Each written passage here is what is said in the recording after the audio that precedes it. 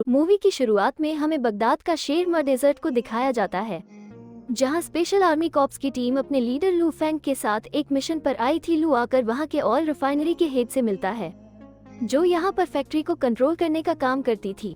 Oil refinery factory के लोग बहुत बड़ी मुसीबत में थे। इन पर रोज अचानक से हमले हो जाते थे। यही वजह थी कि लू और उसकी टीम यहाँ उन लोगों को बचाने के लिए आई थी। लू यहाँ आकर ऑयल रिफाइनरी के साथ पूरी फैक्ट्री का विजिट करता है। रिफाइनरी की हेड लू को बताती है कि उसने यहाँ पर 400 लोगों को बचाना है, या हमें यहाँ से बचाकर ग्रीन जोन तक पहुँचना होगा। इसके बाद हम गांव में क्रिस नामक आदमी को दिखाया जाता है, जिसके पास उसका भाई आता है और बोलता है कि भाई, मैं आपके लिए एक मिशन लाया हूँ जिसे पूरा करने पर हमें बहुत सारे पैसे मिल सकते हैं। हमें एक बस में लोगों को किडनैप करना होगा। क्रिस ये सुनकर उसे मना कर देता है, क्योंकि वो कोई गलत काम नहीं किया करता था। इसके बाद हम देखते हैं कि क्रिस अपने गांव में आ जाता है और बच्चों से खेलता है। वहां हम ओवन नामक आदमी को देखते हैं, जो जमीन से पानी निकालने का काम करता था। क्रिस के गांव में पानी की कमी थी। क्रिस अपने गांव वालों से बहुत प्यार करता था, इसलिए वो पानी निकालने के लिए ओवन को बुलाता है। ओवन कुएं से पानी निकालने की कोशिश करता है, लेकिन नहीं निकल पाता।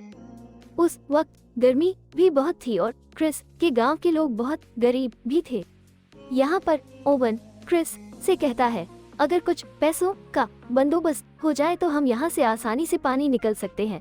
ये सुनकर क्रिस ओवन से कहता है, ठीक है, मैं पैसे लेकर आऊंगा।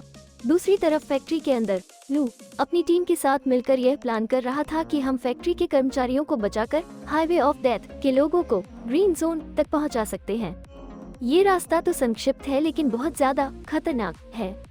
इसके बाद फैक्ट्री के हेड सभी सिस्टम को लॉक करके पेन ड्राइव को एक बैग में रख लेती है, ताकि सब कुछ उस ड्राइव में महफूज हो जाए, ताकि किसी को कोई खतरा न हो। फिर वह बैग अपनी असिस्टेंट को दे देती है। दरअसल फैक्ट्री के लीडर की असिस्टेंट लू की बेटी होती है। उसके अपने डैड लू के साथ लड़ाई होती है, क्योंकि जब उसकी मॉम की मौत हो गई थी तो लू वहाँ मौजूद नहीं था, इसलिए उसकी बेटी उससे नाराज थी और नफरत करती थी। इसके बाद सब लोगों को बस में बिठाकर ग्रीन जोन की ओर ले जाया जाता है। जल्द ही यह हाईवे ऑफ डेथ के पास पहुंच जाते हैं। वहां का मंजार देखकर लू की बेटी डर गई थी, क्योंकि आज तक कोई भी वहां से जिंदा नहीं गया था। हर तरफ गाड़ियां ही गाड़ियां थी, जिनका एक्सीडेंट की वजह से बहुत बुरा हाल था।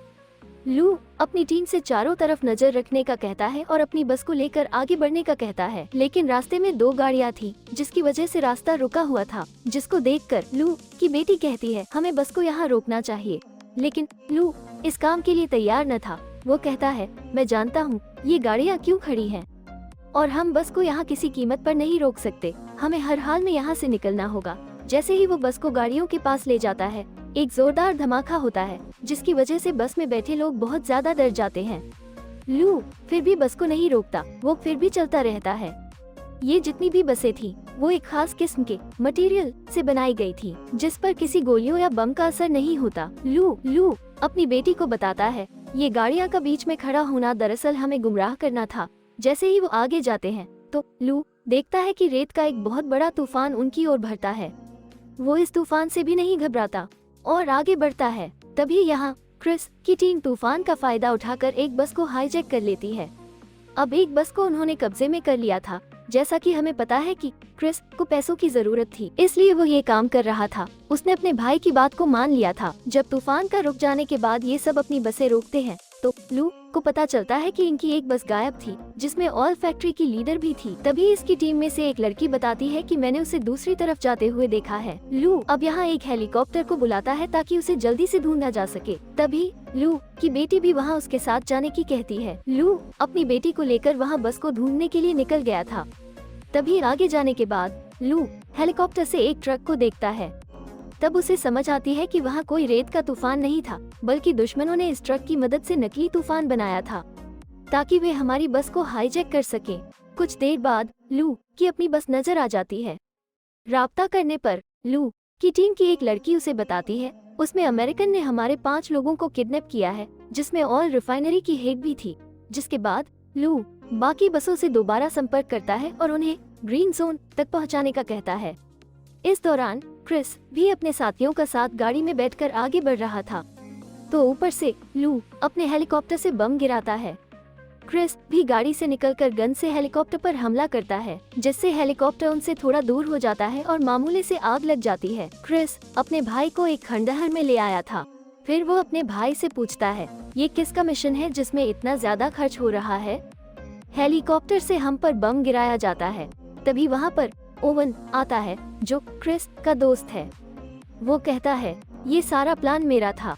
उसने ऑयल रिफाइनरी की लीडर को भी किडनैप कर लिया था। इसका मकसद ऑयल कंपनी के सभी सिस्टम को हैक करके यानी अपने कंट्रोल में लाना था, जिससे उसको बहुत सारे पैसे मिलने वाले थे। ऑयल फैक्ट्री की लीडर को भी यह बात समझ आ गई थी कि वो ओवन ही था। वो उनकी रिफाइनरी पर हमले करवा रहा था, ताकि जब वो अपने जगह बदलकर ग्रीन जोन की ओर जाने लगे तो वो उन्हें किडनैप कर सके। क्रिस ओवन से कहता है, तुम इतना बड़ा प्लान कैसे बना सकते हो? मैं अब तुम्हारा साथ मजीद नहीं दूंगा। तुम मुझे मेरे पैसे दो ताकि मैं यहाँ से जा सकूं। ओवन अब क्रिस को कहता है, अब तो कुछ और काम बाकी है, जिसके बाद तुम्हें तुम्हारे पैसे मिल जाएंगे। क्रिस का भाई भी यही कहता है कि अभी कुछ काम बाकी है, मगर क्रिस किसी का परवाह नहीं करते हुए कहता है, मुझे 2 घंटे के अंदर अंदर मेरे पैसे मिल जाएंगे।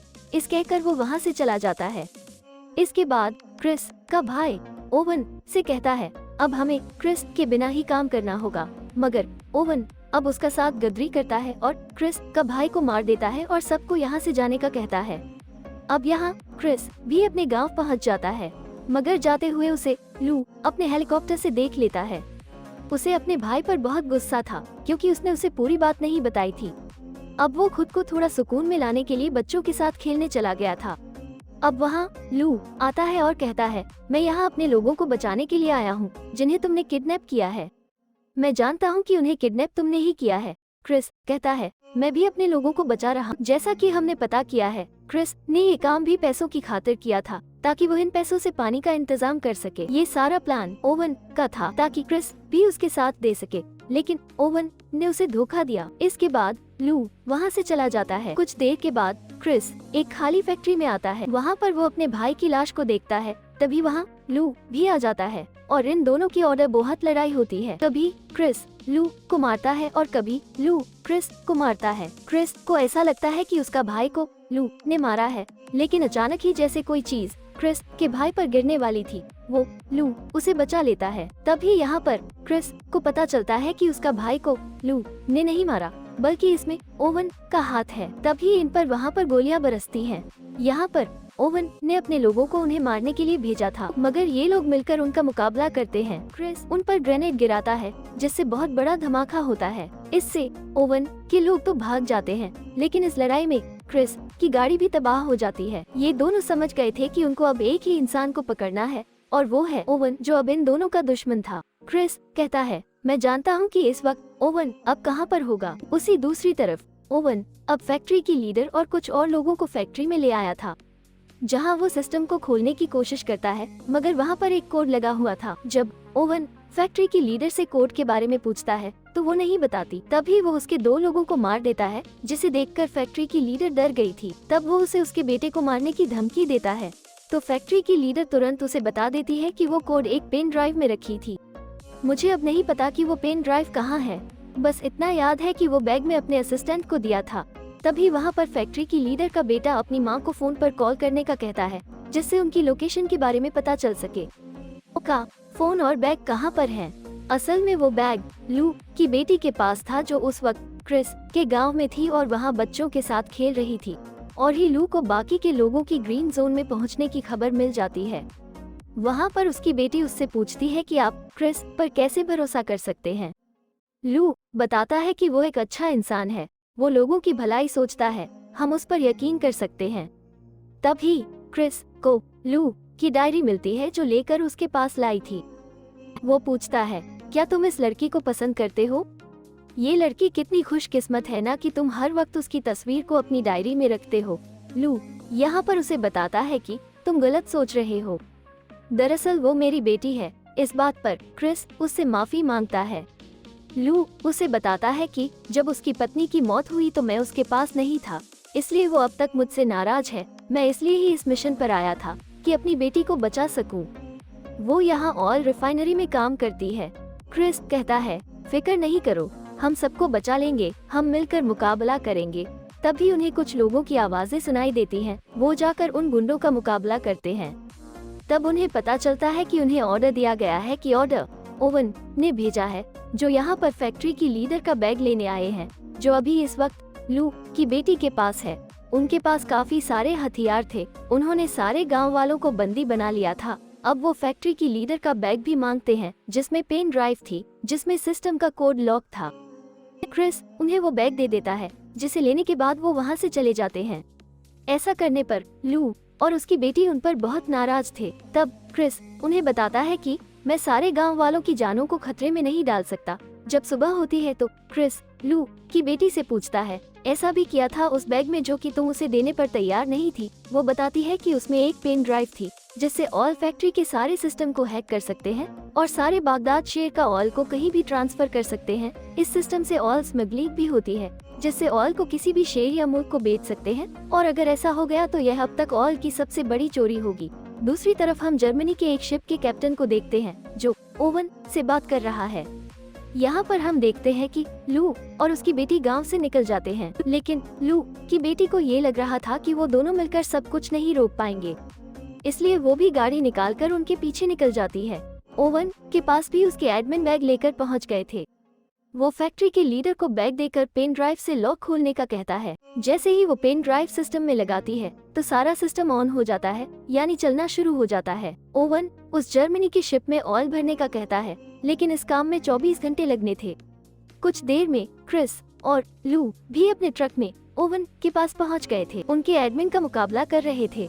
लू एक पाइप पर चढ़कर बहुत शानदार तरीके से ओवन के एडमिन को मार देता है। ये सब भी ओवन भी चुपके से देख रहा था। वो अपने एडमिन से कहता है कि उसे भी जल्दी से यहाँ से निकलना होगा, उसका काम भी पूरा हो गया है। जर्मनी की शिप में भी ऑयल भरा जा चुका है। क्रिस भी अब फैक्ट्री के अंदर चला जाता है। वो अब एडमिन को मारने लगा था, तभी उसकी नजर बाहर जाती है। अब वो दौड़ते हुए उसका पीछा करता है। तभी रास्ते में उसे लू की बेटी मिल जाती है, जो गाड़ी लेकर उनके पास पहुँच गयी थी। ये दोनों मिलकर अब ओवन का पीछा करते हैं। इधर लू फैक्ट्री में ओवन के एडमिन का मुकाबला कर रहा था। वो एक एक करके सबको मार देता है। अब यहाँ पर ऑयल फैक्ट्री की लीडर आती है और कहती है कि सब कुछ बर्बाद हो गया, उन्होंने पेन ड्राइव से ऑयल की चोरी कर ली है, हमें इतने बड़े नुकसान को रोकना होगा। और रास्ते में क्रिस जब ओवन का पीछा कर रहा था, वो अपनी गाड़ी को जंप करता है। उसके पीछे लू की बेटी अपनी गाड़ी को भी हवा में उड़ाकर जंप करवाती है, लेकिन उसकी गाड़ी का एक्सीडेंट हो जाता है। क्रिस गाड़ी की ऐसी हालत देखकर लू की बेटी पर गुस्सा करता है। तभी वहाँ पर लू भी एक ट्रक को लेकर पहुँचता है। फिर दोनों उस ट्रक में बैठकर आगे बढ़ते हैं। क्रिस ओवन तक पहुँचने का शॉर्टकट रास्ता बताता है। फिर वो उस ट्रक से रॉकेट लॉन्चर छोड़ते हैं। दरअसल यह वही ट्रक था जिससे नकली रेत का तूफान बनाकर बस को हाईजैक करने के लिए इस्तेमाल किया था। क्रिस अब ओवन तक पहुंच जाता है। वो तेजी से आकर अपनी ट्रक को उसकी ट्रक में डी मारता है, जिससे जोरदार धमाके होते हैं। ओवन की गाड़ी दूर जाकर गिर गई थी। ओवन काफी जख्मी हो चुका था। जब वो क्रिस को देखता है तो अपनी गाड़ी को लेकर वहाँ से भाग जाता है। लू ने वापस क्रिस को अपनी ट्रक में बुला लिया था। वो ट्रक से लटक गया था। अब वो रॉकेट लॉन्चर की गति से ओवन की गाड़ी के पास आ जाते हैं, जिसकी वजह से उनकी ट्रक भी बेकाबू हो गई थी। वो एक रस्सी को ओवन की गाड़ी से बंद कर अपनी गाड़ी को खाई में गिरा देते हैं और खुद एक रस्सी का सहारा लटकते जाते हैं। ये सब देखकर ओवन हंस रहा था, मगर गाड़ी पर वजन ज्यादा होने की वजह से ओवन की गाड़ी भी खाई में गिर जाती है। लू ने वो रस्सी छोड़ दिया था। वो अपनी बेटी के साथ एक पत्थर पर जाकर गिरता है और ओवन अपनी गाड़ी के साथ खाई में जाकर गिरता है और मार जाता है। इस दौरान लू और उसकी बेटी बच जाती हैं। ये दोनों देखते हैं कि उन्हें क्रिस कहीं भी नजर नहीं आ रहा था। ये समझते हैं कि क्रिस मर गया हो गया है। तभी लू की बेटी की नजर उसकी डायरी पर पड़ती है। जब वो देखती है तो उसमें उसकी और उसकी माँ की तस्वीर थी। लू बताता है कि मैं तुमसे और तुम्हारी माँ से बहुत प्यार करता था, मैं कभी तुम्हें अलग करना नहीं चाहता था। ये सुनकर उसकी अपने बाबा को गले लगा देती है। तभी लू का पैरों को नीचे से क्रिस पकड़ लेता है। वो अभी भी जिंदा था। ये दोनों उसे ऊपर खींच लेते हैं। ये तीनों तो बच गए थे, लेकिन अब ये सोच रहे हैं कि अब यहाँ से कैसे निकलेंगे। तब लू के दिमाग में एक आइडिया आता है। हमने यहाँ पर बहुत जोर से शोर मचाना चाहिए ताकि कोई उनकी मदद कर सके। कुछ देर के बाद ये दिखाया जाता है कि इन्होंने जर्मनी के उस शिप को भी पकड़ लिया था जिसको ओवन ने तेल बेचा था। क्रिस के गांव में भी पानी आना शुरू हो जाता है। ये काम क्रिस और लू ने मिलकर किया था। तभी ही लू की टीम उसके पास आकर अगले मिशन के बारे में पूछती है। तब क्रिस भी उससे यह वादा करता है कि हर मिशन में उसका साथ देगा। फिर यहाँ पर ही इस फिल्म की कहानी यहाँ पर खत्म हो जाती है।